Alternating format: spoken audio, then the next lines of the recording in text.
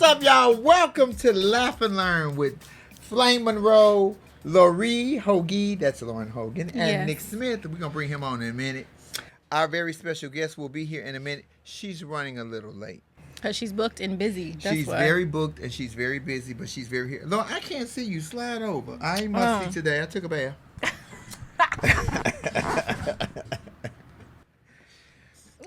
But we do have our fabulous cameraman Kendall here and our wonderful producer Tribble, and we got you Flamettes coming on in. We finna give y'all a show. We're gonna talk about some things. And Lauren, where you been? You been on the road. Child. Wait a minute, let me give y'all this. Y'all see my circus tent? Not you call it a circus.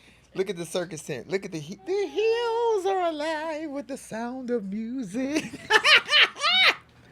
No, we're gonna have a great time today. Well, how you been, Lauren? How was your week? 'Cause you've been traveling, honey. Yeah, last week was rough. It was very, very busy work-wise. And then I went to Atlanta on Thursday. And I got back yesterday morning and found out from my other job I'm going to be on a plane at least once a month until December. So it's going to be nice and fun, you know. Traveling is not the same. Traveling can be a little horrendous right now. Everybody is on edge. Some people want to be disgruntled. You do know that with traveling, the restrictions are you must wear your mask on the planes. That is one of the biggest issues that people are having on the planes, because I was just traveling to Chicago, and people just do not want to sit with that mask on for 3-4 hours. Or they'll pull it like halfway down so their nose is exposed. So the nose is exposed. And the flight attendants are like, can you please put your mask over your nose and your mouth? I'm going to need the flight attendants to get more personal with that. Stop saying it publicly and just go to that person. Dude, do you want to get kicked off this plane? Because we could just let you off at here 30,000 feet. That's who I had on my plane. It was a rude white lady. She was like, sir, you need to lift up your mask. She was on it. So I like her. She was a little aggressive, but you know, she was doing her job. You have to be with these people because that's where we at. Today's show is going to be very inspiring for me, more so than anybody else, because this was the lady who was coming on who gave me a break, who saw me and said, you know what, come on, I got something for you. So she didn't let me stand in her shine, and she didn't let me stand in her shadow. She let me stand in her shine, and it worked. Bring Nick on, Lauren, so we can bring on our other co-host, Nick Smith News. You flame mess, y'all. Get your questions together and type them big, because you know I can't see. Old man T. And old man T. But I look good. I smell. I did a drag show last night. Thank you guys for coming on Cash App and tipping and watching the show on Instagram and all that. Hi, Nick. Hello, everybody. How you doing, Lauren? I'm good. How are you? Ooh. Doing all right. You're the one who's been on the road, so we keep you in prayer and in thought anytime you're traveling like that. Thank you. Please do, yes, because I was telling Flame Loki, this man got into it with a flight attendant yesterday. It was a lot. Literally, and I was sitting by the door, too, and, you know, they already had the situation where somebody tried to open up the door in the middle of the flight. I did go to sleep, but still, you know, it was a lot. It was a lot going on. So, but anyway, I appreciate the prayer. Thank you. Absolutely. How was your week? You seem a little low. Your volume seems a little low. How was your week? My volume seems because you just shine so bright, Flame. That's what it is. So my volume is that part we know. But I'm just asking you about the sound of your volume. You know I'm a beast. Gotcha. I know that. You're like, I don't need validation from you at all. I got this, Nick. You just let me adjust this volume a bit. Ask Tribble how that sounds now. How am I now, Tribble? You sound good to me. Tribble? Yeah. You sound good to me. All right, sounds good. So Tiffany is running a little late. She'll be here in about 10 minutes. Yeah. All right. The world is hey. open up, and you know we're in Long Beach, and the traffic is back to California traffic. It's absolutely. Can we talk about a rather spectacular show yesterday? What? The Shy? From the Shy, yes, from the Shy. So that's close. But I'm looking at all the comments from the Flamettes. It looks like I was not the only one to tune in to someone really bringing down the house, old school style. Talk to us about that. Why it got to be old school? Why? Because of the song selection, we're gonna say old school, right? I worked at it. Why it was a song Let me tell you something. Toucans in Palm Springs is a bar that caters to seasoned white gay men. Seasoned white gay men love Diana Ross, Donna Summer, and Tina Turner. I.e., seasoned black gay men that do drag loves Diana Ross, Donna Summer, Tina. But you gave a Mavis Staple too, though. I did give y'all some babies. That's Chi-Town, baby. You know I'm always represent my city. It was great. Thank you guys for tuning in. I had a really good time. Yes, indeed. So, Nick, how was your week? What's been going on with you? I think that what made you were traveling a little bit too. Lauren, it's been a good week. Nothing over the top. I've been kind of preparing this week because I'm going to go drop in and see my mom this weekend. But that's mean. Block him. Block him. Sorry. Block the shit out of him. Kim Joy popped up. Sorry. Somebody said something nasty, bitch. Go jump off a bridge with no water up under the bottom, because it ain't my fault that your mama's busted in your daddy, or your daddy busted in your mama. He should have busted in the other lady. Oh, you're right. Then you wouldn't be here. Okay. Okay. Troll. Yes. Troll alert. Moving on, Nick. So I have no issues with blocking trolls. I'm real grown. Kiss my dick in the face. I don't care how you feel, nigga. This may be a good time to remind Flamettes and those who may be joining us for the first time that if you want to sound off, we encourage you to do so. But we do ask that you be respectful and that you type in capital letters so that Flame can read it at the bottom, and Lauren and I will continue to monitor. But if you go sideways, Flame has no problem calling it out. Straightening you up, baby. If you come at me sideways, I will straighten you up. Something that you didn't get in your DNA, but guess what? Mother is here to deliver. 9 times out of 10, I might see it before Flame. So you You're might damn right, because you know these eyes ain't no good. I can't see it. I'm like Stevie Wonder. I ain't never made a mistake. What this was that, but I can hear it. I can smell it. I think Stevie can smell it. Probably. I think he. Stephanie Mills was on Breakfast Club this morning, and she said she was dynamic. She was dynamic. Yeah, and she was saying that she believes Stevie can see. Stephanie Mills said a whole lot of shit. So let me just start right. You know what, Flame? Before we go in too far, I do want to give a shout out to our photographer, Kendall. Why? Because Kendall and I communicated over the weekend. He was working on editing the show. So if you all have not had a chance to see last week's show with Tasha K, our special guest Tasha K, I encourage you to do so on Flame's page, Lauren's page, or mine. But what Kendall did is he did a little bit of editing and he gave me a Chicago skyline. So he's like, Nick, I like the green screen behind you. Keep that going because that helps me get more creative. And we knew that Mother Voucher would approve. So maybe if he would have given you a California skyline, you'd be here. You know what? How about I can't win. I cannot win, Lauren. Lauren, no, that's great. Thank you, Kendall's great. Let me tell you something. Kendall loves coming to the house because guess what Kendall can do? This skinny fool can eat. I don't know how he stay 1 pound and no ounces because I look at food and just be like Kiki Wyatt, just pregnant. If you just look at Kiki Wyatt, she pregnant. But she can sing, so. I have one other shout out I want to give out to you guys. This weekend, as you know, was Juneteenth. So this weekend I went to the memorial for Little Rock Central High School.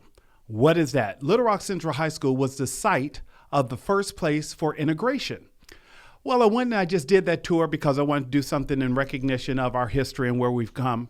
So I went to the statue, which is across town near the state capitol here in Little Rock, Arkansas, and I met Miss Elizabeth Eckford. Miss Elizabeth Eckford was the first, she's part of the group to integrate. And it was amazing running into this woman who was living history, and she could not have been more gracious. I introduced myself, told her how inspiring her story was and the courage it must have taken, and just recognizing once again the power of strong Black women. So I'll keep going until you want us to go ahead and get settled there. Keep going. So it was just amazing. Elizabeth Eckford, I posted a picture of the two of us on my Instagram page because the picture of where she was being yelled at by a crowd of white citizens and spat at, bricks thrown at, the courage and strength it not only took her, but the other 8 who were all part of the Little Rock 9 was just absolutely amazing. So if you all have not had a chance to either hear the story or learn the story, I would encourage you to just look up Miss Elizabeth Eckford and the other members of the Little Rock 9. So it's just, it was amazing to see her and see her story. I saw your photos, Nick. They looked really lovely. I didn't even know that they actually had that statue there. So that's really impressive and amazing that they erected that for people to see and have that moment in history. Hi, how are you? Look who's here, everybody. Our special guest just arrived. It looks like our special guest just arrived. Thank you, darling. Thank you. There you go. Welcome, Okay, Tiffany. How are you? Up, Kendall. I'm good. How are you? Doing all right. You look cute. I like that dress too. Thank you. That's cute. Thank you. Welcome, Annie. Flame is getting back on headset. Here We with look us. good. Our very special guest in the house. Not only is she my friend, but I am a fan. I am humbled and honored that she saw me. And I mean just what I said, that she saw me and allowed me to stand not in her shadow, but in her shine. Ladies and gentlemen, please welcome to the stage or to the show our girlfriend, my baby, the executive producer of this show. She also our boss, right. Tiffany Haddish. She ready. She ready. How are you today? He, she, we ready. He, she, we been ready. Netflix, he, she, we ready for this 1 hour. Yeah. That part.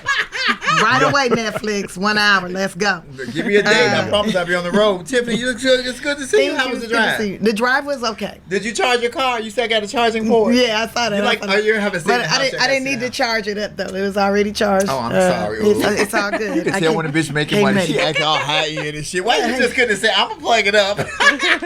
Oh, you feel so good. Thank you. I've been putting moisturizer on. What's his name?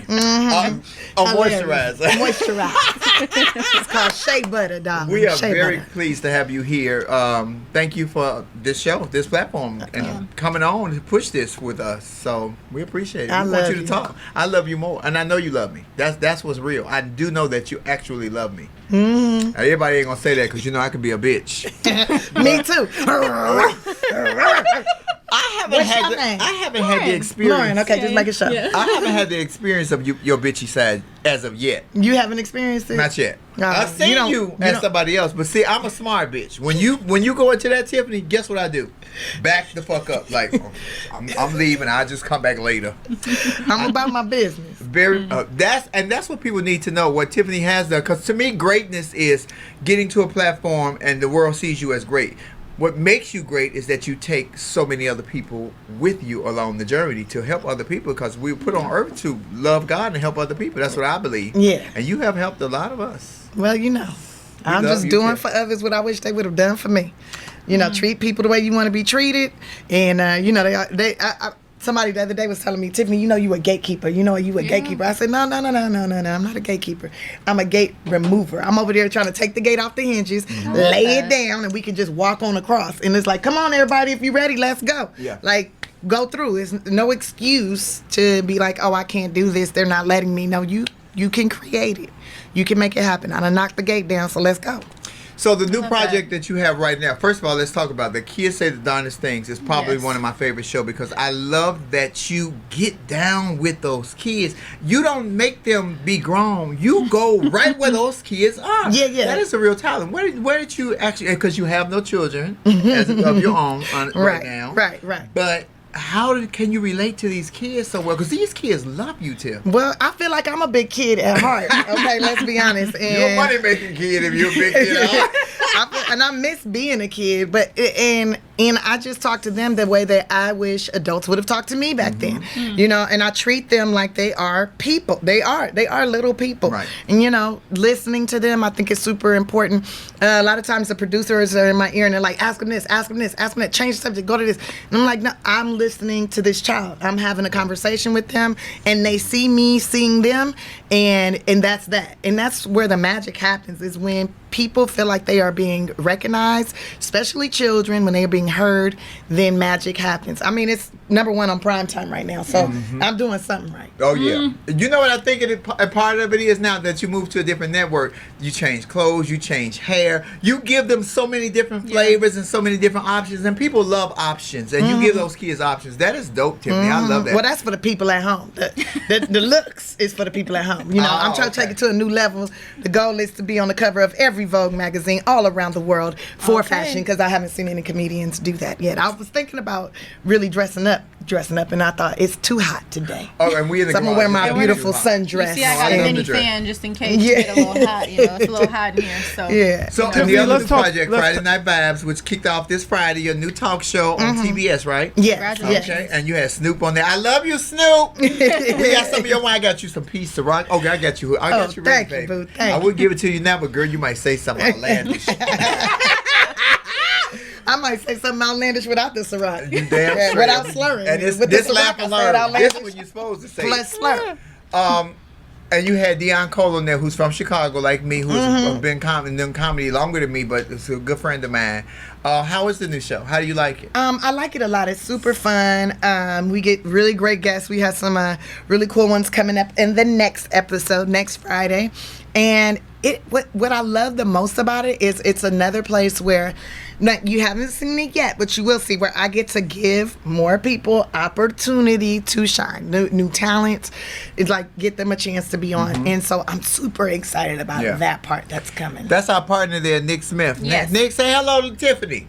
No, the deal is, Tiffany, like Flame just said, just want to give you your flowers right here, right now, because of all the different projects that you're doing. But one of the questions that I have for you, Tiffany, is going back to Kids Say the Darndest Thing. How did you make that your own? How did you decide that, you know what, I'm going to make this the way that I want to do it and not listen to everybody else in my head?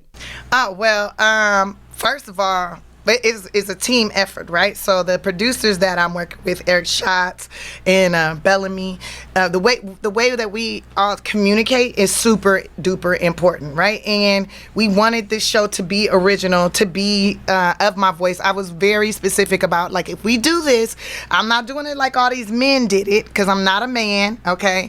I'm a woman, and I think in my heart, I think I'm a gay man in a black woman's body, but that's a whole nother situation. We got another It's a whole nother. That's a whole nother thing. Okay, it's a whole nother thing.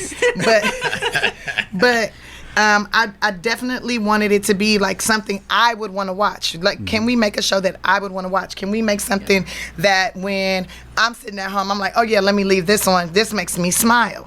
And I feel like if it makes me smile and makes me feel good, then it'll make at least another 5,000 people feel that way. And for every one of those 5,000, they'll tell 10, and that'll be, next thing you know, you got 50,000, 100, 3 million. Right. 3 million people Absolutely. are watching, so that's huge. When do you sleep? When I'm not talking. Quite often. I got a Tesla for a reason. It drives itself.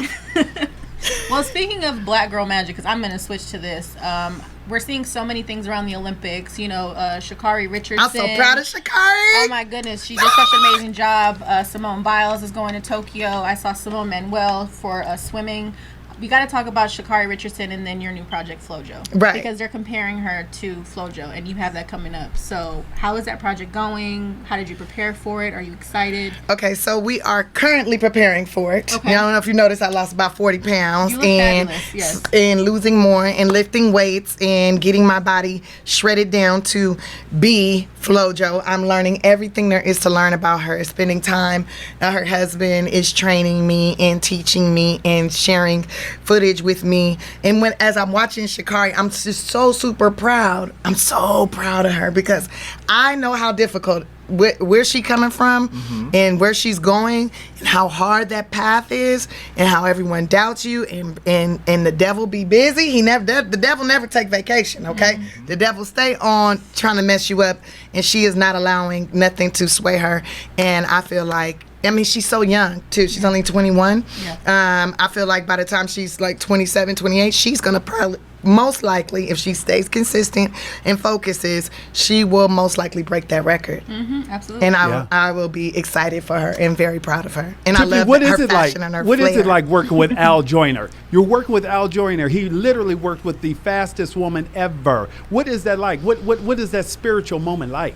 Well, it's huge, because Al reminds me of like the big brother I always wanted, the uncle, the person that you always wanted in your life to be like motivating and pushing.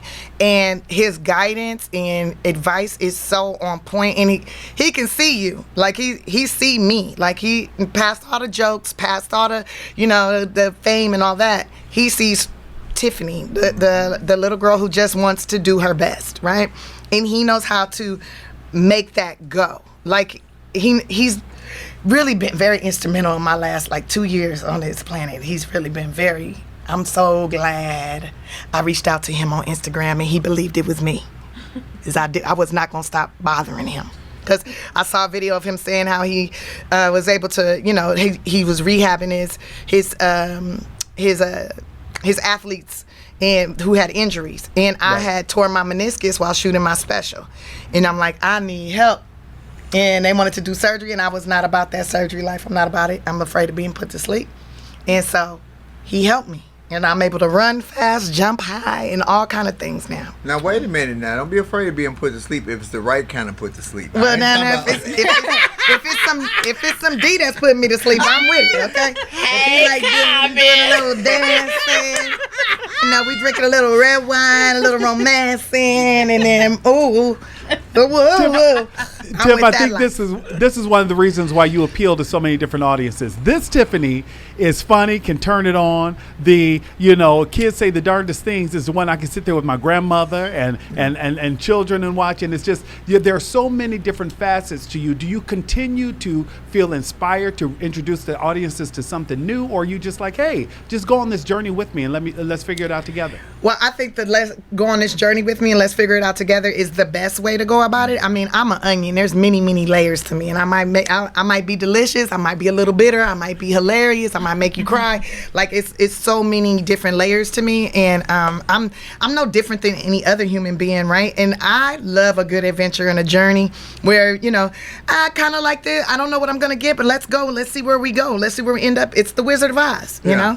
And I love to bring my friends along with me to really lift the journey up and make it more exciting. And that's what we do. I mean, that's what I do. I'm open to sharing. There are 3 lessons that I learned from you while we were touring with the First Day Ready tour. One was never let anybody pay me less than you pay me. Mm-hmm. Number 2 was Tiffany would go on stage for all the haters and people would say, oh, she's not funny, she's not this. Tiffany would go on the stage after selling out a 8,000 seat arena.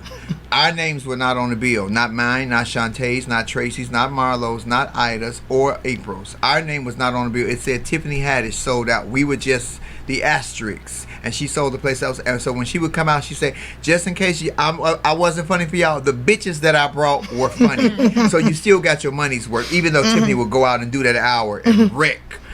But it made me know that you were so comfortable with you that no matter what a hater said or anybody else said, babe, this is my job. I'm doing my job and I'm good at it. And y'all still coming. Yeah. They kept coming. The meet and greet lines was as long as the 8,000 seat theater. So them lines was long. Meet and greet would last for about 3 hours. Real talk. They wanted to hug. Because I talk to every single person. If you try to talk to me, I'm gonna talk to you. I treat every single person the way I would want somebody to treat me. Now, if you treat me shitty, I'm gonna treat you shitty. Yeah. What you get what you give. Tiff told me never change who I was to meet somebody else's demands. And I think I had that in my head, but until somebody else says it to you, then you don't know that that's what's the reassurance. When you told me that, I was like, child, I could do anything. Come on with it. What y'all got? Let's do it. It was great. Tiff, I appreciate you. And I ain't finna kiss your ass right now on camera because I kiss it all the time anyway. But get that booty out. See, Carmen, she put her booty in my face. You know he from the Chicago, from the South Side. I don't want to roll up. Wait, what's the thing you told me to tell him that he make me feel the Foo Fops. The Foo Fops. That's Chicago. Nick, you know about the Foo Fops? I'm not. My mother watches the show. Your mama got the Foo Fops to have your ass. Understand that? So, Tim, I know what's near and dear to you because everybody thinks that you're comical and that you're always doing this and doing that. But Tiffany was on the ground in Atlanta during the whole flipping Georgia to blue out with Common. She was on the ground. How was that? Wait. I wasn't in Atlanta. You didn't go to Atlanta? You didn't have? Hell no. Oh, I thought you were out, but you were campaigning for, because I saw you doing some fundraisers in L.A. Yeah, in L.A. Oh, okay. I thought you was in Georgia. Common went to Atlanta. My man Common went to Atlanta. We let him go do the footwork out there. I was over here supporting, holding down the household. Absolutely. Holding it down. And talking about holding down in L.A. That's where I'm holding down L.A. and talking about building generational wealth. Exactly. Sharing the information, sharing knowledge, doing it that way. I didn't go out there now. But you were an intricate part of the Black Lives Matter movement here, because I saw you on the microphone out there when they were having. Yeah, but I wasn't talking necessarily about Black Lives Matter. I was talking about how important it is for us as a people to bond together, to stick together, and how messed up it is that the police are constantly, I feel like, trying to take us out. Not all the police, but there are some ones that's trying to take us out, and I just wasn't feeling that, and I was expressing my emotions and my feelings about the situation and how I've watched people be killed. Yeah. And it's like, it's horrible, and I just don't support the destruction of a race of people. And that's what I was talking about. Do you agree that with police reform that you can't grow up little Billy in this Caucasian community where he has never been introduced to black and brown people, and then you put them in our situation, and we talk aggressive. We talk with our hands. Now, we're not going to be violent towards you. We talk violent. Yeah, we do. We very passionate. Yeah, so if you're unfamiliar with who we are, you instantly go for your gun to want to hurt us. Yeah, because they're scared, and that is true. There needs to be like, oh, if you're going to be a police officer in this community, then they need to live in that community. Exactly. They need to live over there. You know, like don't live 40 miles away and then you drive into work and like all that. Like, nah, they need to live in the community that they patrolling, because then they'll have a better understanding of how the people are, I think. Another project that's near that you always talk about. This is maybe more than the one that we're going to get to, but I know you talk about the foster care system. That is majorly important to you because that's for you, boo. Because I'm waiting for you to say that. Because that's where I come from. Because I was a part of the foster care system. I was definitely a youth in that system, and that was a very difficult time. I think I don't care how, I really feel like the hardest time of your existence as a human being is like your adolescent years, like being a child, being a teenager, because you don't have a whole lot of say-so over how you live, where you live. You're depending on these other people to nurture you and take care of you, and it's very it's unpredictable and it's very scary because you have no control. Once you're an adult, at least you got the power to say no, yes, and make the choices. And when you're a child, you really don't have, you're hoping someone cares enough to make the right decisions for you, to guide you in the right way.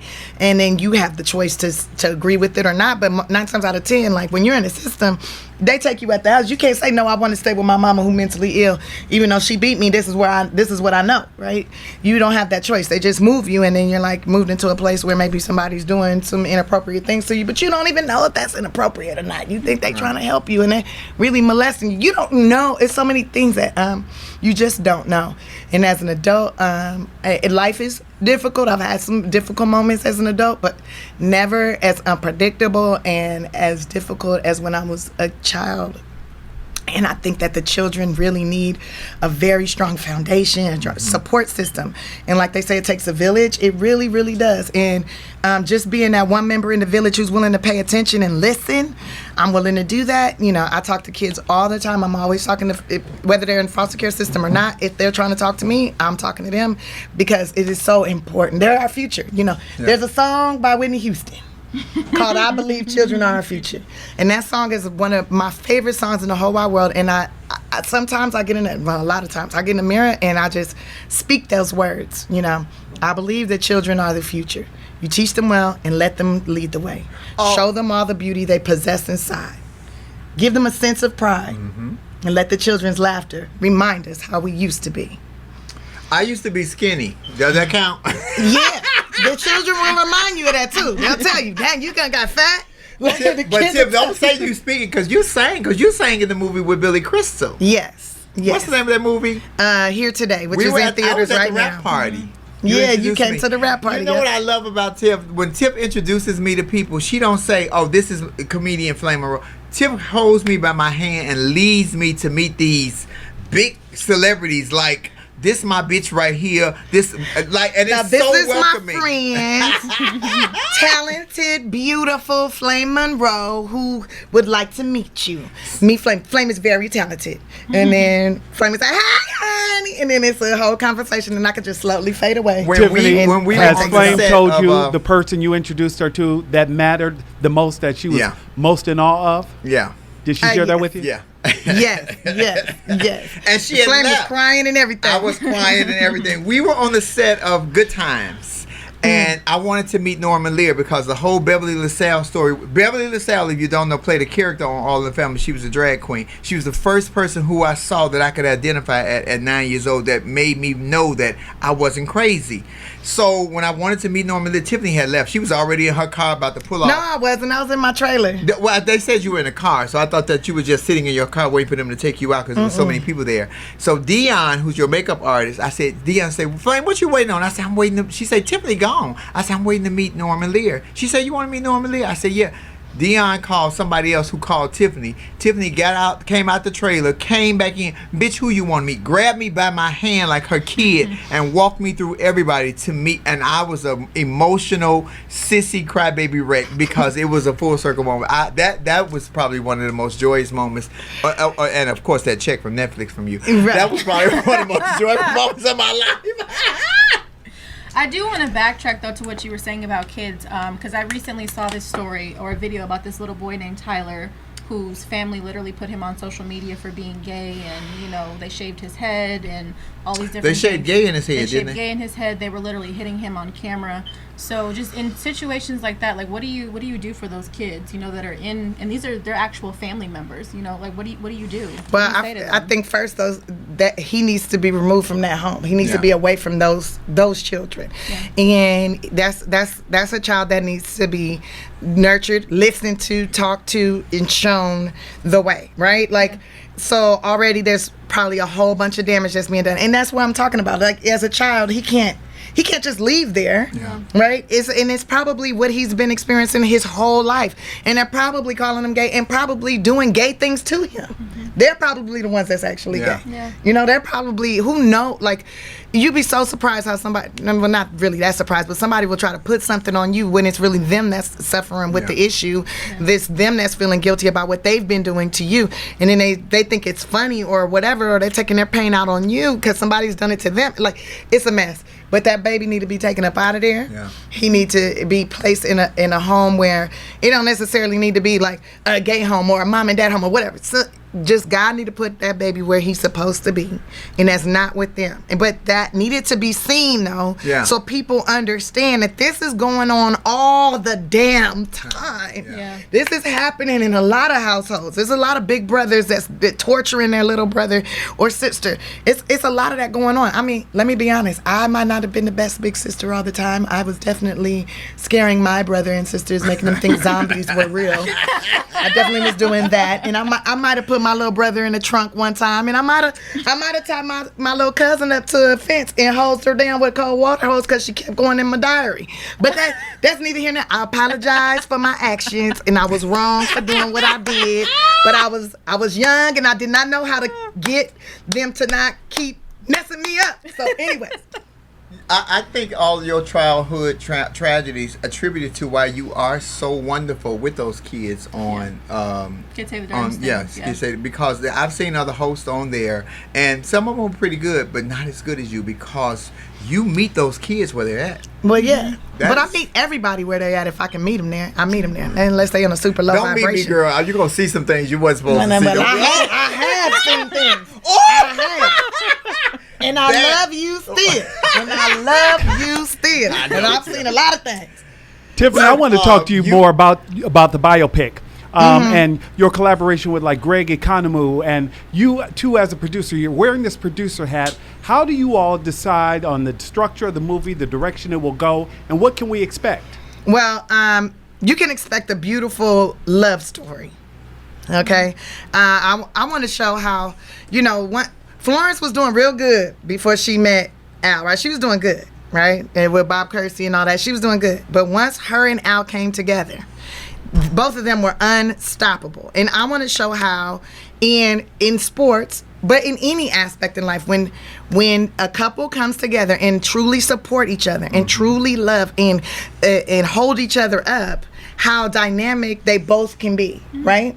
And how you can break world records, and you can really inspire a whole generation, a whole community of people, and become a legendary hero. Like, and not even just a hero, but I mean, just what she did was phenomenal, and she set up so many of us for the future when it comes to, she made sports for women a beautiful thing. She made, because let's be honest, women in sports before him was like, oh, that's a man, oh, she ugly, oh, you gotta be, that's my line. She was a little rough. Yeah, she's a little rough. She's rough around the edges. You know, she made it beautiful. She came out there with her hair done, makeup done, nails for the gods. Okay, she designed her own uniforms, her costumes. Like the one leg. The one leg, and then that was a huge controversy. But everybody else out here in booty shorts with their whole booties hanging out, but she got her whole leg covered in that. Oh, she's taking such risk. It's risque. Really? She's covered. She is absolute covered. At one point, I read that you called her your shero. She is my shero. She is definitely my shero. She showed me, for me anyways, that you can be creative, you can be in your bag and still be the best at what you do. And don't worry about what everybody else is saying. Don't worry about what everybody is thinking. How do you feel about you? And go for it. And that man helped her do that. He lifted her. He allowed her to be her. Like, he didn't try to tear her down like, oh man, I don't think you should be doing, like, and cut your nails down, whatever. No, if that's what you feel good in, do it, baby. Do what makes you feel right. And I just want to show, especially black people, like, you don't see that all the time. You don't see us really supporting each other the way that we should. You wonder why these men, these Fortune 500 companies is killing it, because they got some woman behind them that's lifting them up, and he's lifting her up. Like, they're lifting each other. They're supporting each other, and we need to be seeing more of that. We need to see more black love, and not just like, ooh, sexy. No, we need to see support. Support is love. Yeah. I think she gave her story and her journey and how she was so confident when it gave the new girl, Sha'Carri, confident to be who I am. I want to have long blonde hair. I want to have nails. Because you're a woman and she's ghetto. That's not ghetto. This is how we black women live. It's fashion. So don't take me away from me. And you can go all the way back to Africa, honey, 100 years ago.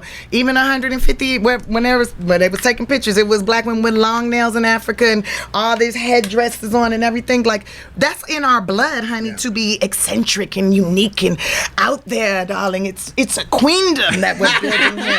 Let her shine. Let her show her queendom. Girl, this is how you was acting when you was on Legendary, when you was on the damn ballroom. Look. I know I made a lot of people mad with that Legendary, but I don't give a damn. If I wasn't entertained, I wasn't entertained. And I didn't care. Oh, you didn't make me mad. I thought it was hilarious. Yeah, I was getting a whole lot of messages of people were very angry. Why would you chop them? I'm like, just because one person did poorly and the other person did excellently and they're on the same team, I'm not about to just let that slide. That's how I felt. Work ethic. Anyways, I like that. Everybody needs to be bringing 110. Tiffany, we have a ton of questions. Yeah, go ahead. We're going to bring them in, Nicholas, in a second. But I know what Tiffany wants to talk about because she blew me out the water last week when we talked about it, because I didn't know, because I'm not biologically a woman. Can you believe that? But in the South, young women of color are being arrested and put in jail for abortions, and these are very unwanted some of them are unwanted pregnancies, some of them are accidents, some of them were not planned, but this is very near and dear to Tiffany's heart, so we want her to talk about it, because I'm telling you, I was so unfamiliar with what was going on down there until Tiff brought it to my attention. I was like, oh girl, you have to come and talk about that, because people only think Tiffany is this actress and comedian and go-getter, and she's a black woman, and black women are very empowered in this country right now, especially what she just said. If you get a strong man on your side that believes in you, and not just a man, just a partner, partner. It could be another woman. It could be whatever. It could be a he, she, we. It don't matter. When you support each other, I ain't empowering shit. If me and you got together, I would lift you up, just as I hope you would lift me up and support me. Whatever you decided you wanted to do, girl, I would be right there with you. You cut the half. You got me on that part, but the titties got to go. Let me just say, it's only nigga in the room with titties and a penis must be me. But Tim, I know how that is to you. So why? And they are, these girls, some of these girls are as young as 15 and 16 years old. Yeah, well, here's my thing. So, like, so there's these laws that have been passed in certain states down south where it's illegal to have an abortion. You can go to jail, right, if you have an abortion. Which, okay, cool. But if you're going to inflict that and say, oh, you have to have this baby, and you're saying what somebody can do with their body, right, and what they can and can't have, well, then what's this thing with, insurance is covering sex changes for people that are 14, 15, 16 years old, 13, as young as 13. So you could cut your penis off if you want to and turn that into a vagina. And that will stop production of people. But if a woman is raped or molested or whatever, she has to have this baby. You are demanding that she has this baby. But if somebody that's very young decides, I'm a woman and I want y'all to give me titties and put my penis inside of me, and I want a vagina, the insurance is gonna pay for that. We paying the taxpayers is paying for that. They're giving them away. Like That's not. Yeah, they're giving them away, and that's not okay. I feel like if that person can decide that they don't want their penis anymore, then somebody should be able to decide if they don't want to have a child. Mm-hmm. Yeah. I think that's a good thing to bring up because it's really about almost like policing women's bodies. And it's not just black women, too. Like I saw. It's all women. It's all women, especially in Texas. They have this new law that the governor just signed that if after 4 weeks, it's considered murder and it's illegal, you can get arrested. I also saw a young woman who gave her class valedictorian speech and totally shifted it and made it about this abortion rights bill, which, you know, hats off to her. But to your point, though, it's absolutely ridiculous that, so you're forcing me to have this baby. Are you going to help me raise the baby? What if I don't have the financial means? There's mental health. There's postpartum. Are you going to help me actually bring this child into life and raise it in a positive environment? No. Or No, they're not going to help you do that. And then they say, well, you can just give the baby up for adoption or drop it off at the police at the fire station or whatever. Okay, now there's another person that needs to find a home that's going to be potentially homeless, that's going to be whatever. And you know what? I am all for, we need more humans. Yes, we need more productive humans. I'm for life. But I'm also for the right to protect your body, the right to make decisions for your flesh, for your life. And if somebody's already violated that, like I don't know about any of y'all, but I've been raped before. I know what that feels like. I know what it feels like to have something taken from you, and then that's like that rape lasts for a whole lifetime, and it doesn't. If you have an abortion, it doesn't go away. Like you're always going to feel that inside. You're always going to suffer with that, right? That's not something that ever goes away. And now you're going to make me raise this child, and my mama didn't like me. She would say really mean things. You look like your ugly ass daddy. You ain't never gonna be shit like your ugly ass. Like, I just don't think that should be put on a child. Yeah. Okay? And then if they are giving up for adoption and 20 years later they want to find their mom and they find them and they go, why did you give me up? Well, I was forced to have you. The law made me have you, and I just couldn't stand looking at you because the reason I was even pregnant with you was because I was raped. Now they know that they a product of rape. How does that make them feel? Like, it's just a whole real, like, either way, you don't win. Yeah. No, there's no winning. That is the But I just think, like, if you're going to demand that a woman, you're going to implement this law that a woman can't change her body or decide what happens with her body, then I don't think you should be allowing people to cut their dicks off. Well, you ain't got to worry about me doing that one. I don't know what y'all on with that one, but they got Build-A-Bear and the Impossible Burger. But until you can come up with pick a pussy, I'm going to keep what I got. Because if I can't pick the one I don't want Megan's. I don't want Beyonce's. I don't want Kim Kardashian's. I do want a Megan. I want Meghan Markle, the Sparkle, because she made that white boy change his DNA. Fuck that, he don't want to be a prince. He don't even want to be white. I want what she got. I'm just saying, I think that should be a choice that is made when you're grown, 21 plus, 20 plus, and I don't think the taxpayers should be paying for that. I think that's something that should come out of your pocket. So what do you think we could do as a people, especially women, because black women and empowerment of women right now is the strongest that it has ever been. What do you think that they could do, Tiffany, to help implement some changes to help that? We got to change the politicians. Well, we there have you to go, say right who's there. making the laws. We have to get in. We got to get into the right offices. Like, we have to be supporting our people and get people in there that believe the way you believe. And that's really that simple. I saw somebody in the thing say that somebody said something about like they're doing it because there's not enough white babies being born or something. Like they're trying to keep the white women from having abortions. I don't give a damn what kind of baby it is, or what kind of persons they are. Like, people should be allowed to have choice.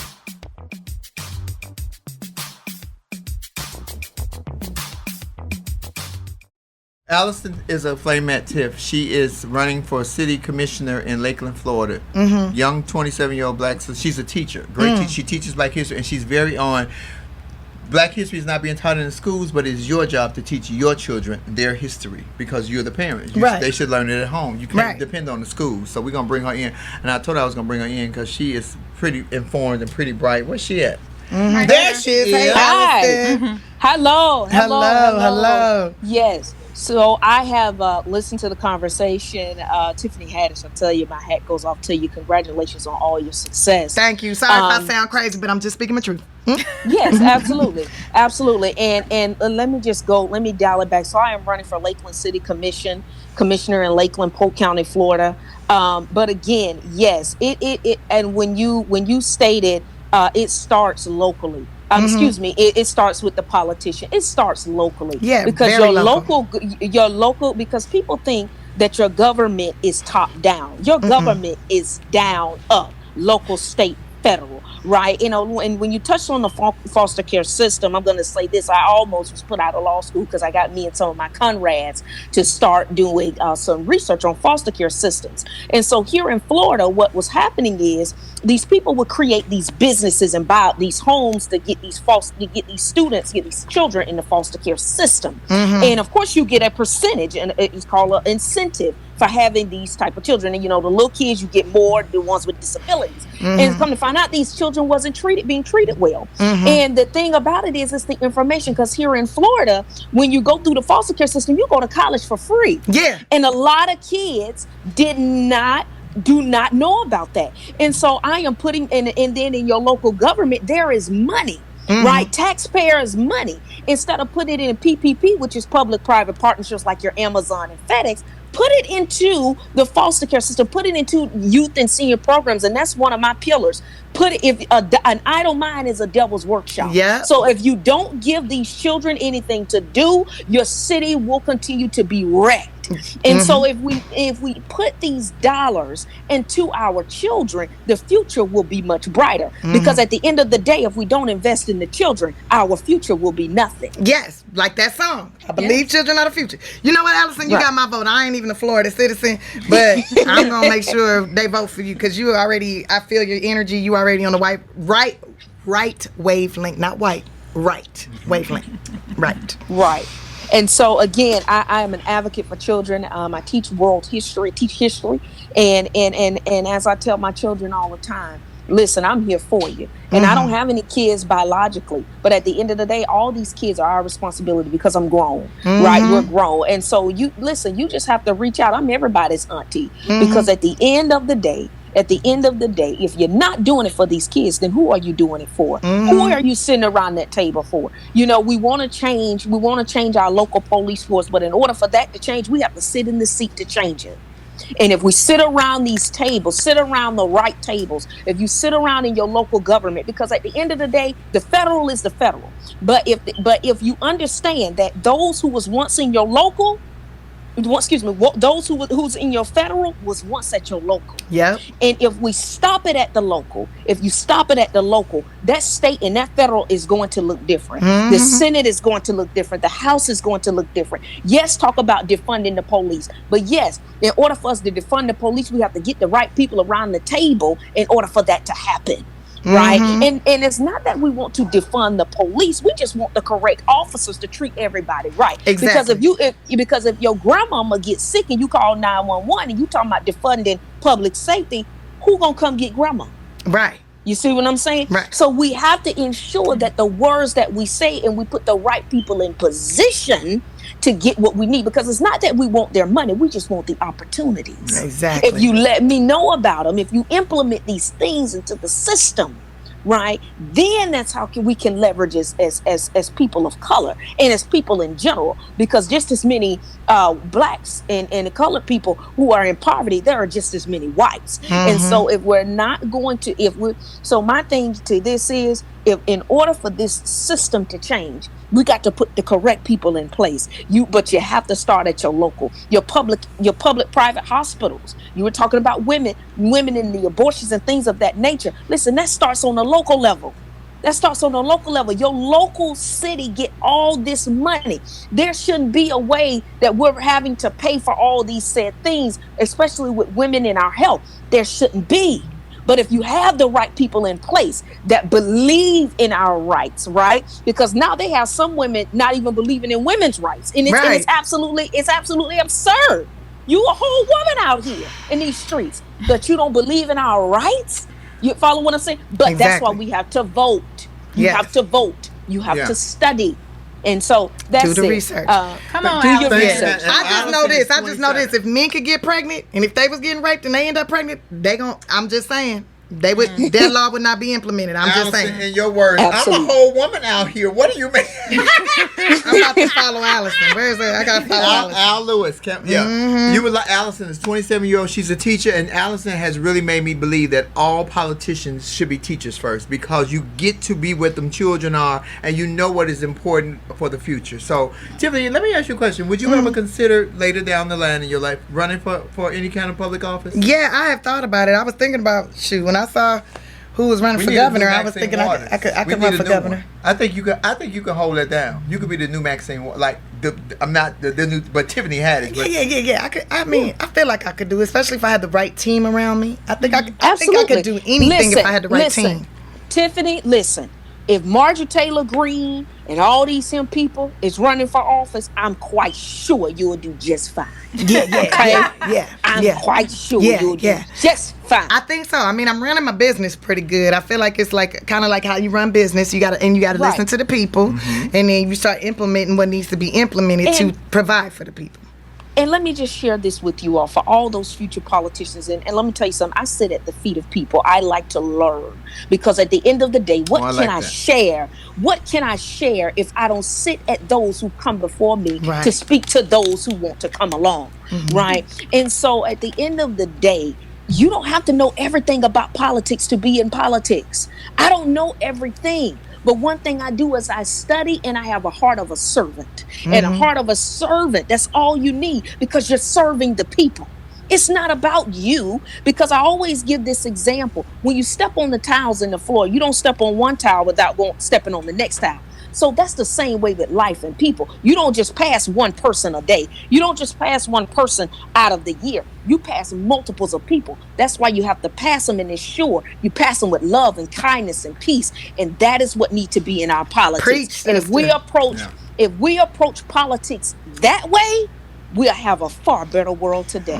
We love you, Allison, over here. Yes, You know that. love you. Tiffany is following you. So every Thursday when I do Love Lounge, Tiffany, this month of June, we have donate dedicated to Allison, because it takes money to win a campaign. She has another contender on there, so we've been donating. I'm glad you're following her. Tiffany gonna get behind you, but Tiffany makes her own man, Allison. Believe me, because Allison Al Lewis. Al Lewis, that's me.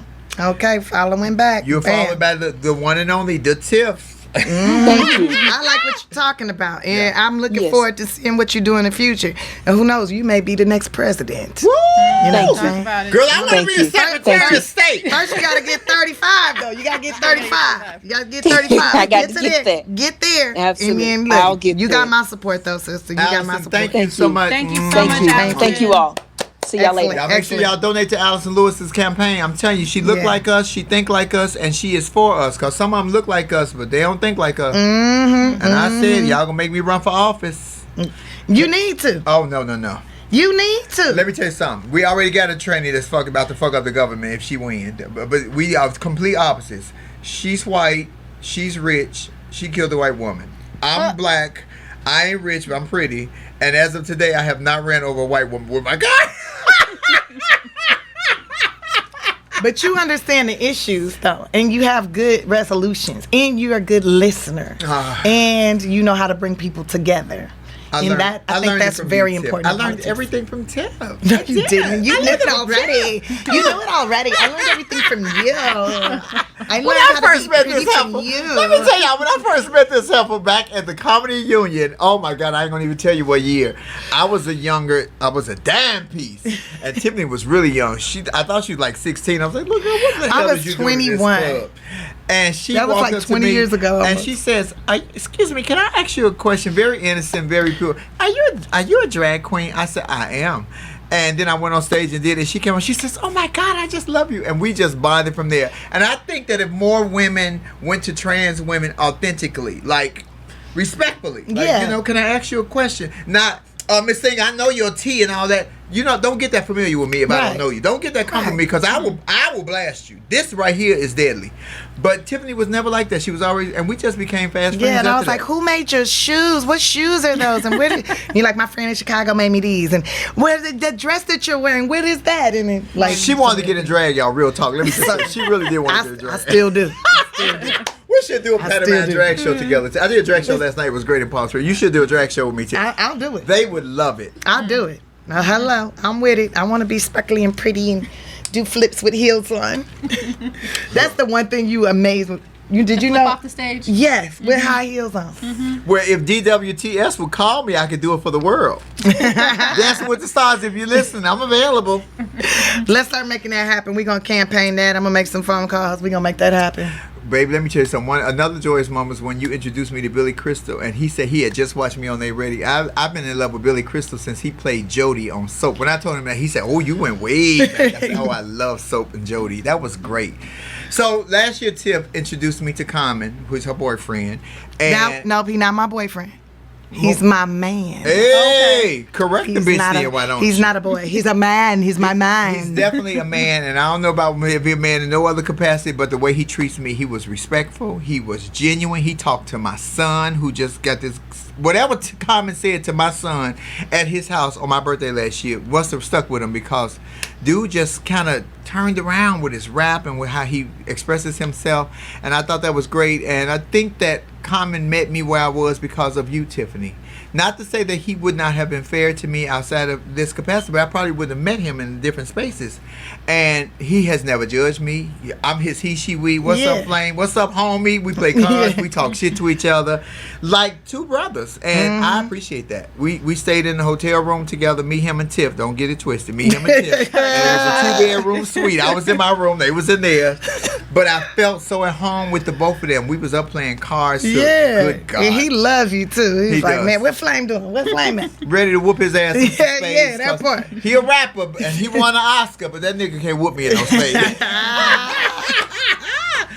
Tiff, you are the all-around best person I know, and that you pay us so for. Now, where did you get that from? Because so many comedians before you have had opportunities to bring so many others along, but then when you came, people looked at you and gawked that you helped so many of us unknowns to say, "Come on, let me give you an opportunity."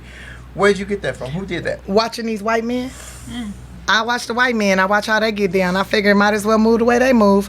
And they sticks together. They put their friends in their movies. They put their friends in shows. They produce things with their friends.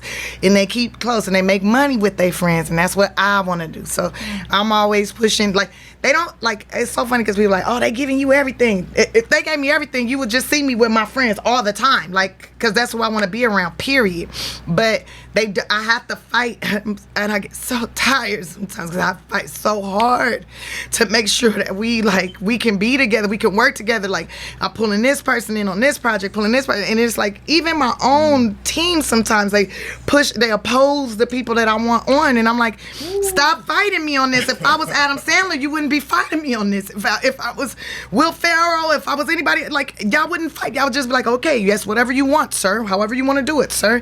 But I have to fight like tooth and nail, and I get so tired. Then the world is like attacking me. I'm getting attacked over here, attacked over there, and I just need to be around people that support me so that I can do my job. But also, like, I want to see my friends win. I want to see them grow. I want to see them with their own movies, their own TV shows, their own, like, that makes me feel good in my spirit. And so when I see, so Dan Cook, he always take the same people on the road with him. He take his boys on the road with him, and I said, "Dang, can I go with you?" He said, "No, I have my set group because I know they're gonna support me. They're gonna look out for me, and I'm gonna look out for them. They know where I'm weak at. They make me strong, and that stuck with me. Like, I need to be able to do. I gotta build friends like that, and bring those people with me everywhere I go. And I try to pull y'all on these movies, pull it on my TV show. Like, please take the acting class so I can get you on this goddamn movie, so I don't have to fight with these motherfuckers. Like, please do the thing. Like, it's so difficult, though. They make it so hard. And that's why I want to produce, so I can say, no, I'm producing this, and I'm not doing it without this person, and that's how it's going to be. Like, and then they say you a diva, you being a bitch, you being difficult to work with, whatever. And well, I wouldn't be so difficult to work with if you just give me what I fucking asked for. Because if I was anybody else, you would just give them what they asked for. I lived that experience with Tiff, because when we were taping They Ready, they were taking me to clubs that I was not comfortable at. That was not my audience. And when I said not my audience, it was just not my audience. And so one of the people involved was in Tiffany's ear, was like, I don't think Flame got it. I don't think Flame can do it. And Tiff called me. She didn't say that. She said, Flame, just don't let me down. I knew what it was. I said, Tiff, I got you. So when we were at the actual taping of They Ready, I was in the back and I prayed and I said, God, this is her first baby. This is her first baby. I have to kill this because this woman gave me a chance. I might not get another chance. I'm 50 years old. I might not get another opportunity. Tiff came in the room. We talked. She said, just do you. That's it. That's all she said. Just go and have fun and do you. We all went out there and did our thing. But there was opposing forces in Tiffany's ear to say, we don't think Flame had what it takes to be on the show. Shit. I mean, you don't know who you was fucking with. And that's why I was so proud of everybody, because I'm telling you, they was like in my, like, why are you putting this? Put this, you shouldn't put these people on. You shouldn't look out for, like, they was telling me all the things I should not do, or who else, and I'm like, no, this is who I said, and this is what it is. And then y'all can, if it fails, it fucking fails. Like, kiss my ass. I don't, like, and that's why I just came to each and every one of y'all. Like, just do you, bring your best, whatever you can bring. Like, I love you regardless. I'm here for you regardless of what they saying. Like, and that could have destroyed me. It could have been like, that's the end of your career, Tiffany. Yeah. You have a bad choice in talent. But I knew that it was gonna be great. And that's what you did know. And you said that when we were at that spa, because what you saw, I don't even think I saw, because you knew it was gonna be a monster. I remember me and you was laying in the massage chair and we had to get naked, y'all. So Tiffany on one side naked, I'm on the other side. My naked is very different from Tiffany's naked. Let me just and the man was massaging me. I said, okay, don't go too low. You're going to get a bitch excited. It was something, but Tiffany knew this was going to be a major. And I didn't even see that because, but the ingenious part was Tiffany and it was slick. Her and Wanda and Paige, who were the executive producers from Pusher Productions, was like, okay, so the first one, just go out. This is the one we're going to tape. Just do it by the book. And then the second one, just do yourself. They were smart because the do yourself one, they used, because most of us, okay, you got it in a can, we're going to get our check. Now go have fun. They used to have fun because we were relaxed. Smoke screen was down and we was just able to go. And this heifer came and hugged. She rapped. What y'all do not know is that she gave each and every one of us a great gift outside of the check and the opportunity. She made each and every one of us the executive producer of our own 30-minute special, which was, they could have kept the check behind that. Well, not really. No, but no, you need your check. But the executive producer gives you a little clout. So Tiffany, girl, and I thought that was so important because you are the one who came up with the material. You are the one who was in those nightclubs working that material. You the one that got bumped off of shows. You the one that had to go ride around to this city, that city, and do that. Like, you earn that executive producer credit, because without you producing this content, there would be nothing for us to see. There would be nothing for us to put on camera. So, and I'm a big advocate of people having producer credits for where they deserve it. Yeah. You're producing. You're creating content. Like, you are putting in the work. You made the phone calls. You did that. You did the hard work to get there, so you deserve the fucking credit. And they didn't want to give that up at first. But I was like, no, you're going to give it to them. And take my name off then. Put them on, like, they did it though.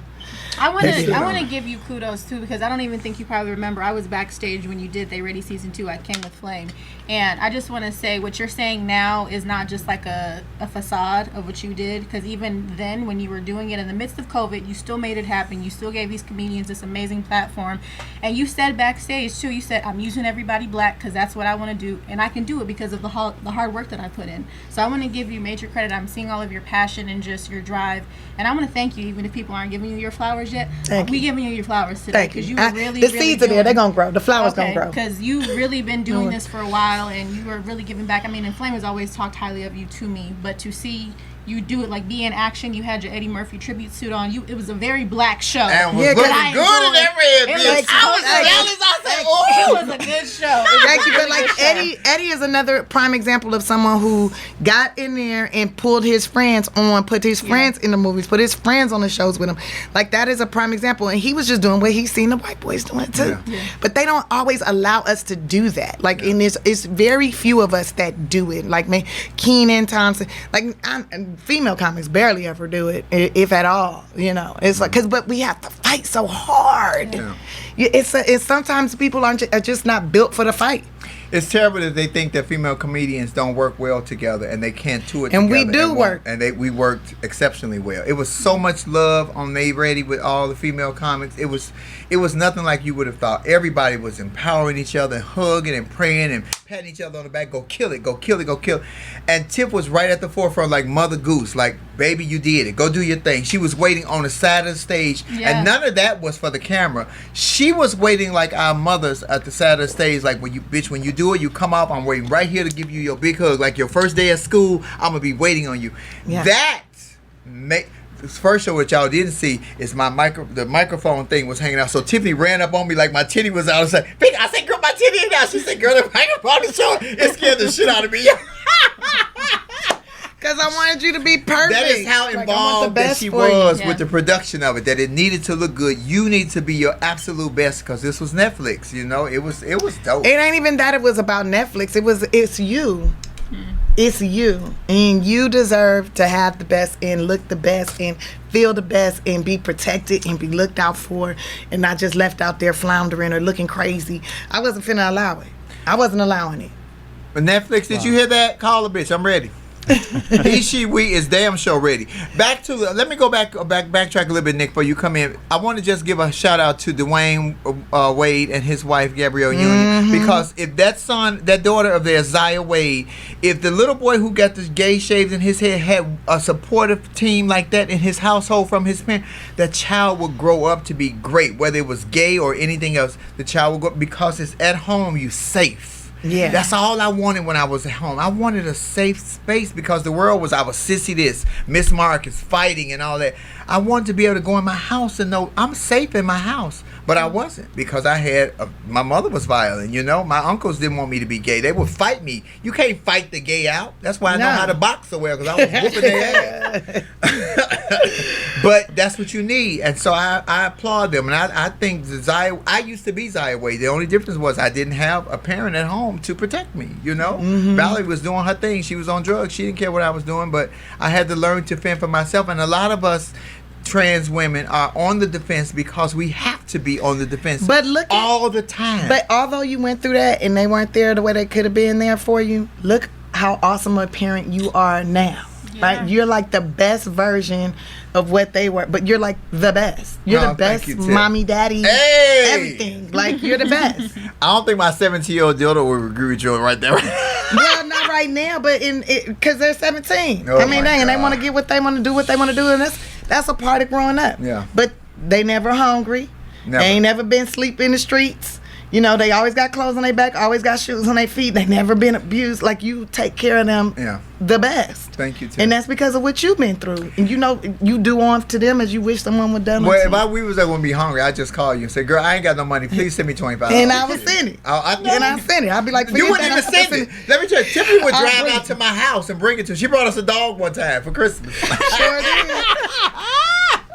I'd be like, what, you need groceries? I'm about to go get you some. Like, with the kid, what are the allergies? It is uncanny to think that you are such a phenomenon as a woman, Tiffany, as an artist, as a human, because everybody doesn't have that capacity that you have to just make people feel good about themselves. You know, that's what you do. You make people feel so comfortable about who you, because you never change.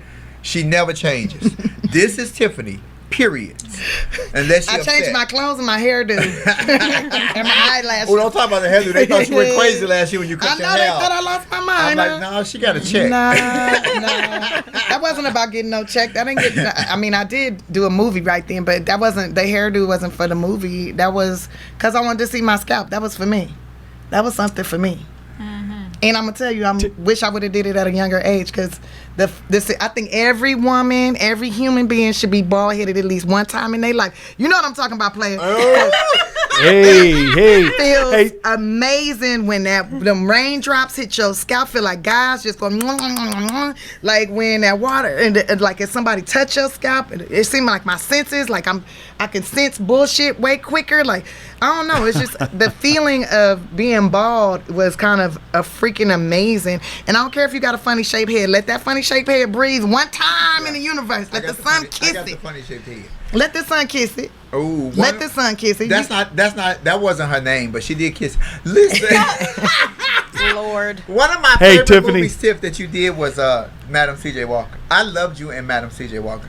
Did you take acting classes for that? Because you were really, really, really good at that. Thank you. I've been taking acting classes for years. I'm trying to take some too, girl. I've been taking them for years. I've been taking them since 2001, 2002.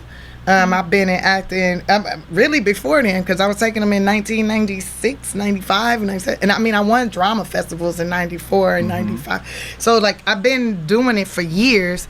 But yeah, that Madam C.J. Walker, that was a lot of sitting down and like, okay, focus on the times. How did they talk? How do you carry yourself? What of me can I bring to this character? What does this character have to offer to grow me as a person? And I played with that a lot. That was great. Yeah. Nick, I know you had a question. Go ahead.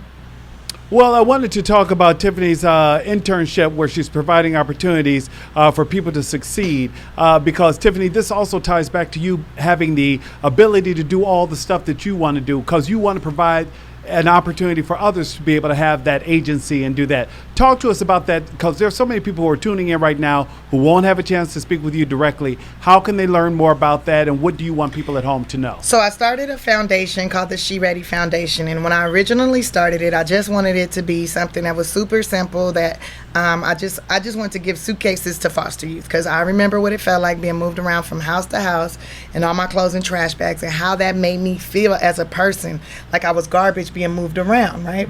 And once someone gave me a suitcase, I started feeling like a person, like a traveler, like I was on an adventure, like I was a visitor, as opposed to being garbage dropped off at these people's house. And that evolved over the course of time. Like, so I was just giving out suitcases. Every comedy show I do, I would, like, people wanted to take pictures with me, I would make them bring a suitcase, and it got to the point where I started performing at bigger venues, and I couldn't buy the trucks anymore that was filling up with the suitcases. Then it was, okay, you can do a meet and greet with me, but you pay this much, and now that money went directly to the foster youth, where we were getting them suitcases, toiletries, clothing, books, and things of this nature. And then as I started talking to more and more of the youth, and the more ingratiated I got in the business, I started realizing that these people that I work with, and these organizations that I work with, they don't understand me. They don't understand people like me. They're confused. And as I'm talking to the kids, I'm realizing that they don't understand that there's opportunity for them in this field. They're thinking all I can be is an actor or a writer or a director. But there's so many other positions in entertainment. There's so many other things you can be. You can be a DP. You can be a camera operator. You can be an editor, an executive at a company. You can be, there's so many different positions. You could be craft services. Like, there's so many other positions, but they're not exposed to it, so they'll never be able to do it. So I decided I would start an internship program where we start placing these foster youth that are in college, that are interested in the arts, into these companies. So we have some at Disney, we got some at at UTA, we got some at Artists First and management companies, we got them at Sony Pictures, we got them everywhere, like all these different places. So first we just started with California. This is our first year doing it, and we're just seeing how it works out. And so far, it's been going really, really well. Now, there's some kids that's a little stuck up, like, oh no, I can't do that. I really want to be a writer, and I don't think that research is like it was. Like, because when you're an intern, you're doing the basic jobs. The grunt work. The grunt work. Yeah, the absolutely. grunt work. And so you need to learn these things. I mean, I was an extra before I was ever a paid actress, right? I was an extra, learning how things work, learning the calls that they make, like, okay, pictures up, sound speeding, different things. Like, I was learning all these things at the base level of acting, right? The background, which is important to making something feel real. I never said I'm too good to be sitting in the background. No, I need to sit back here so I can see how this shit go, right? So, but this one kid, I had to have a conversation with, like, look, like, research is important to writing. You're saying you want to be a writer, you need to understand what you are writing. You need to be writing things that are informative, that are real. And if you're even writing imaginary, you need to have an understanding of what's real so you can write the imaginary, period. And the more that you read and the more information that you gather, the better a writer you will be. But still, they thought they were too good to be doing research. So you can search your ass up out of here. Yeah. And it blows me, Tiffany, because people think that you just popped up overnight. They don't even know that you've been doing comedy camp since how old? Oh, I started doing this stand-up comedy camp in 1997, 96. So in the 1900s, I was like 16. Yeah. 15. Was that important? But did that help mold you to be the comedian that you are now, doing all those comedy camps? Oh, yeah. I mean, that was, okay, so, like, so I was getting in trouble. I think Who Framed Roger Rabbit got me started, because there was a scene in the movie where detective says to the rabbit, why are these people doing these nice things for you? And he says, because I make them laugh, Eddie. If you make people laugh, they'll do anything for you, right? And that was like, that's the ticket. This is how I'm going to make friends. This is how I'm going to get help with my homework. This is how I'm going to get through life, is I'm going to make people laugh, and they're going to help me. And people did help me. And it was in a way where I didn't have to really ask for help. They kind of noticed, or I'd be like, let me see your homework. You probably didn't get that right. Let me see. Like, and then I copy. That's how I cheated on. So that's how I got through high school. And then, but I was also like getting in trouble in school a lot. And the social worker was getting tired of coming up to the school. And she was like, clearly there's something wrong with you, because I had these imaginary friends. I might have been a little bit, racist. I had a bird named Cracker. And I'd be like, what's answer number 7, Cracker? And I went to like the whitest junior high school ever. And I'd be like, what's answer number 7, Cracker? And I'd be like, the teacher would be like, who are you calling a cracker? my bird on my shoulder. And they'd be like, there's no bird on your shoulder. I'm like, that's because you're blind. You're blind. Cracker said that you're blind. Like, so then they would send me to the dean's office, and the social worker come up there and be like, look, something is clearly wrong with you. You got 2 choices this summer. You can go to the Laugh Factory comedy camp, or you can go to psychiatric therapy. I ended up in the comedy camp, and that was the first time that I was surrounded, like I was in an environment that supported my silliness, but also in an environment where, it was there were men there that were telling me, you're talented, you're funny, you're beautiful, you're smart. And I didn't think something bad was going to happen, right? Because at that point in my life, anytime a man told me anything positive, he was going to do something negative. Something bad would happen. And so this was mind-blowing to me. And I was like, I like this. And then as I started going to the comedy club and how comics would hug each other, I realized now, like, I didn't get many hugs coming up, and to get that nurturing and from a man, and didn't feel like he was gonna violate. It wasn't him making a move. It was right. Genuine. It's just genuine camaraderie, right? Like that was really super important to me. Like I don't even know how to describe what it was, but it turned something. I was like, I love this. And the sound of people laughing, that to me is the most magical sound in the world. People could be laughing at me, with me, it doesn't matter. To hear people laughing, it's like I know I won't get physically hurt. Yeah. It's a I don't even know how to I just love the sound, especially babies laughing. When you hilarious if you can make a kid laugh, like a little baby, like 1 year old, 2, I don't know. To me, that means you're super funny and like good spirit. And to see people smiling, even if they ain't got no teeth or they got the ugliest teeth, to me that's just, it's just beautiful. So that's why I don't like babies laughing with me. I be thinking they be clocking the T. I be like, I know you a man. I don't like babies. So recently we lost Paul Mooney, because we gonna wrap it up really soon. We lost Paul Mooney recently, who is a comic gold mine legend. And so Tiffany sent in a video telling us a story about what Paul Mooney said to you, and I could not share because it was glitchy at the thing, but you have to tell the story. Oh, it was glitching? Oh man. So Paul Mooney, I've known Paul since I was 16 years old. He was one of those comedians that was constantly, giving me that positive reinforcement, also telling me when I was messing up, told me when I was doing good, told me when I was looking good, told me when I was looking bad. Like, he was always honest. It's like the uncle that I always wish I had, like the family member I wish he taught me about stones and stuff, and like energy, and like, he was always so positive. And when I was homeless, he's like, so I heard Jamie told me you was homeless out here. You ain't got nowhere to live. You homeless. You sleeping in the streets. I said, no, I'm sleeping in my car, but yeah, I'm definitely homeless. He was like, well, let me call my sister right fast. Let me call my sister. She got some kids. They need to be babysitted, and you can live with her, and you can babysit her kids. And I was like, I think I'd rather be homeless. I don't want to be a babysitter. I've been already taking care of kids, man. I think I'm going to be homeless. I'll just stick with that, man.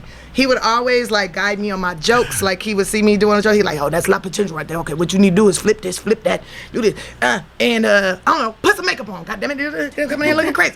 And like, come here.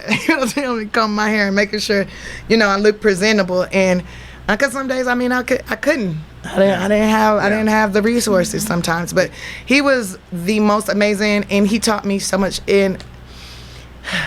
I miss him terribly, and I've been missing him for a long time because he was not himself those last few years. Yeah. So, but he always greeted me with love, always was kind to me. Sometimes he would cuss me out, but to me, that was his way of, yeah. I was a bitch every time he saw me. Yeah, but that was his kindness. Yeah, it was. He would be calling, hey, come here, bitch. Let me talk to you. Come here, bitch. Let me talk to you for a second. He said, sit your ass down. Bitch, sit your ass down. Let's talk for a second. He said, he asked me, do they give you a hard time? I said, they do. He said, well, bitch, you know you're not no real girl, so you expect it. But he said it in fun and as a joke. But Tip, did you ever give Kevin that $300? I have, yes. Yes, he got his $300 funky dollars. Plus that. I love that story. I mean, that movie made a lot more than, yeah, he got that money back. That was Night School. Yeah, Night School. I fucking loved you in that movie. And Kevin, that was a funny ass movie. It was a fun movie. I watched that about 3 o'clock in the morning, high off of edible. Good God. I was laughing, didn't even know I was laughing. Tiffany Haddish, we thank you so much for joining us. If you did not know that Tiffany Haddish is the executive producer of Laugh and Learn, this show probably would not have happened for Charlamagne not giving us a pass and Tiffany signing on to say, green light this bitch, let's go. We love you. Love you. We have a message that we leave here every week. Nicholas, here at Laugh and Learn, first of all, Nicholas, tell us where we can find you. You can find me at Nick Smith News on all social media platforms. Lauren? Oh, I'm Lauren Hogan on YouTube as well as Lauren Armani H on Instagram. And I am all over the internet. Just don't follow me on Twitter. It's all porn. I swear to God. It's all porn. And it's all kind of porn. Good God. I am Flame Monroe on... What am I Flame Monroe? YouTube. I'm in Monroe Flame on Instagram. And I'm Marcus Flame Monroe Parker. That's the whole legal name just in case you want to write a check on Facebook. Please follow my girl, my baby, my mentor, my muse, my love life, my everything, my Tiffany Haddish on all social media platforms. Yeah, Tiffany Haddish on everything except for TikTok. I say I don't do TikTok. On my birthday last year, her and my daughters, that's how I know she a big ass kid. They had to do about 100, and Tiffany knew every damn dance that those kids were doing. Well, I tried. They was way more advanced than me, but yeah, TikTok is Tiffany Haddish 1. I believe, yes. Tiffany Haddish 1. Nicholas, what's our message here at Laugh and Learn? We are not trying to get anyone to change their mind. We are simply trying to get you to use your mind because why, Flame? In order to do that, you have to have one. Critical thinking is important. The decisions you make about you should come from you. I don't care what this bitch think. She paid me, but I don't give a fuck what she think. That part. You have told me that many times. Bitch, I don't care what you think. But I'm telling you, it's how I feel, and that's what I'm going to do. And she has always respected my boundaries like I have respected hers. Tiffany Haddish, as my friend, I love you. I love you. As my employer, I appreciate you. I appreciate you. As my mentor, I applaud you. And as the woman that you are and what you have done for so many people, I humble myself to you. And I humble queen, myself bitch. to you, You too. my queen. And you mine. We're going to do a drag show together, y'all. Yeah, I promise you we're going to do a drag show. It's gonna be amazing. It's going to be salt and peppers here, and we're in effect. Want you to get it. Ladies and gentlemen, Laugh and Learn. Thank you so much. Please follow Tiffany Haddish on Instagram. This will be drop load on iHeart, Apple, Spotify, Amazon, on the Black Effect Network, or wherever you listen to your podcast. We thank you, Laugh and Learn Flamettes, because we could not have this show without you. Peace. Laugh and Learn is a production of the Black Effect Network and iHeartRadio. Our executive producer is Tiffany Haddish. The show is produced by Tribble. Our theme music is by Chrissy Payne.